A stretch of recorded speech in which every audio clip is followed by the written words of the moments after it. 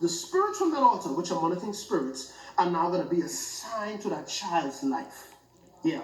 The child now is going to have some strange experiences. Strange experiences. And what is that? For example, some of you may be going through it right now. You're in bed. You probably fell asleep or you woke up, whatever, and you felt like the bed shaking. Or you felt like something hit you and you woke up. And you know only you there or the wife or the husband there.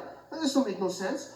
Or you feel, just between sleep and wake, you feel like something, especially with women, something touching your private area. Or men having what they call wet dream, but the truth is they're evil spirits having sex with them in the realm of the spirit, to the extent that some of them would even ejaculate in real life because it was so real.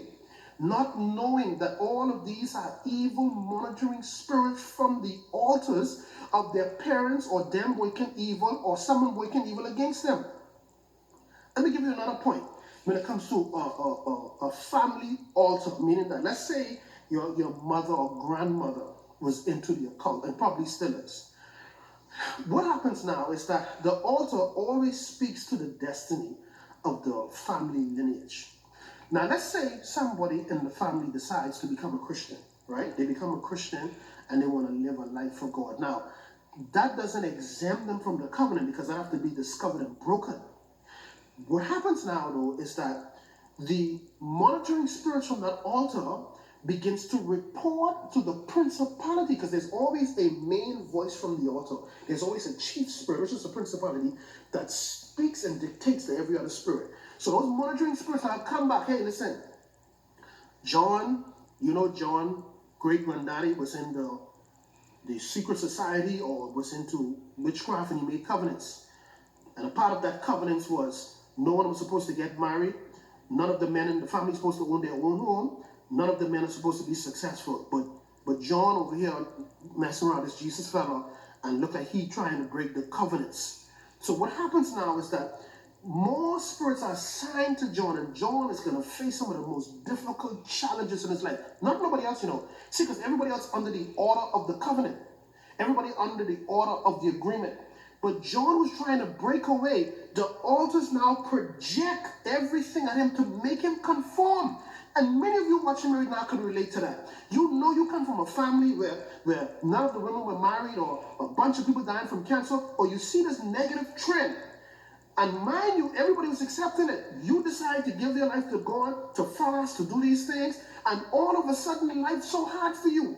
It's like God ain't hearing you. God, when you gonna show up for me? And you know what God can say to you?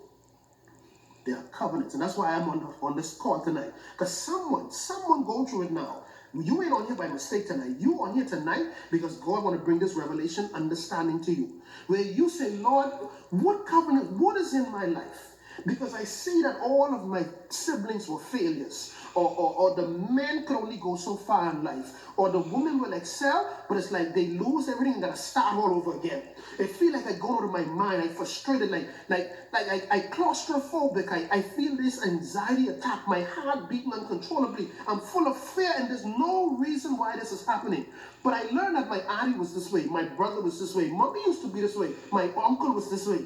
It is a generational curse as a result of the altars, and the monitoring spirits of that altars are the ones who are responsible for enforcing the laws of that altar. The things that are happening in your family are not happening by mistake. There is a law. There is a reason. The scripture says in Proverbs 26:2, it says that the curse cannot come upon anyone without a cause. What is the cause for this happening? I am a Christian. How come, if I'm a Christian, how come daddy had prostate? My uncle had prostate cancer. Uncle Tom had this. I understand how come I have it and I'm a child of God? How come I have it and I'm a Christian? Ask your wicked parents then what they did. Go back and do your research. What did they do? What did they do? I had one case one time where I had a person who actually went, because their great-grandmother was still living. And they were convinced something wasn't right about their family. And man, she went back And she torment. This is the funniest thing to me. She torment that woman until that woman say, I ain't do nothing wrong. One time I hear they was trying to do something to me, and I went by someone and they give me something to drink. Or they, now we getting somewhere now. What did they give you to drink? Huh? Did they give you a cup of Bible to drink? Did they give you a glass or a Deuteronomy to drink? No. What did they give you to drink? Let me tell you what she didn't know.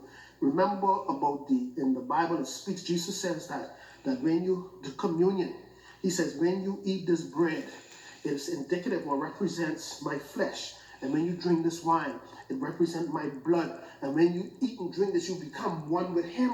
It's a principle. What you think when they give you that concoction to drink? What you think happened? The spirit from that altar became one with that person.